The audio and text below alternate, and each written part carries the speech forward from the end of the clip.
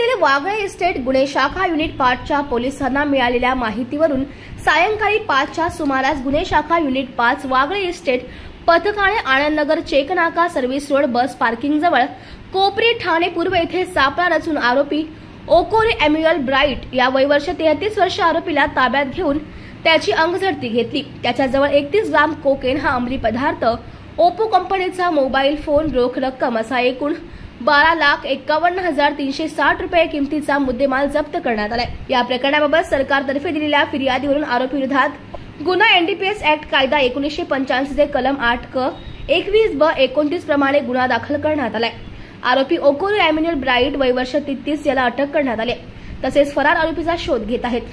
गुन्ह्याचा पुढील तपास सुरू आहे।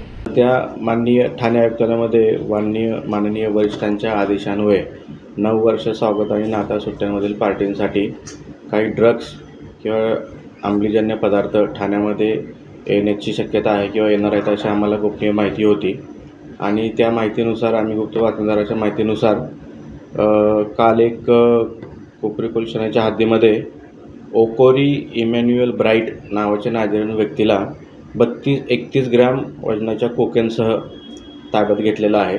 त्याच्याकडे 31 ग्रॅम वजनाचे कोकेन 12,51,360 रुपये इंटरनॅशनल मार्केट व्हॅल्यूप्रमाणे त्याला ताब्यात घेऊन गुन्हा दाखल केलेला आहे। 26 तारखेपर्यंत पोलीस कस्टडी मिळालेली आहे। आता सदर कोकेन हे त्यांनी कोणाकडून आणलेले होते, तो इथं कोणास विक्री करणार होता, या सर्व गोष्टींचा त्या 26 तारखेपर्यंत त्या सर्व गोष्टींचा तपासात उलगडा होईल।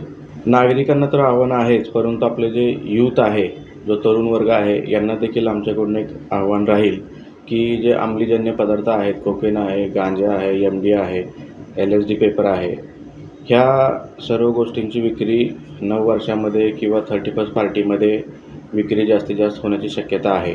तर या गोष्टींची माहिती नागरिकांना किंवा जे आपले यूथ आहे यांना माहिती असेल तर त्यांनी क्राईम ब्रांच किंवा नजीकचे पोलीस स्टेशन आहेत त्यांना संपर्क साधण्याची आमची त्यांना एक विनंती आहे।